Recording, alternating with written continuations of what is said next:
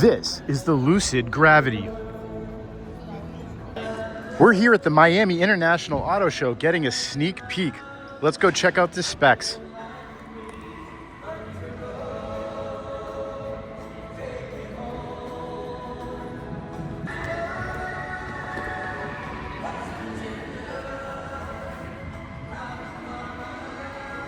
You know, in a Lucid, they always put the coordinates for where they sourced the color name.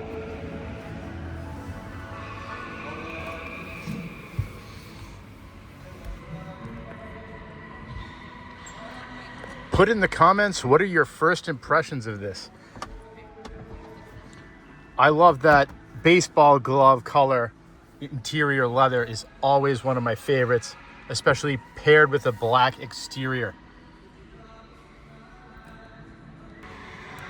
Wraparound display.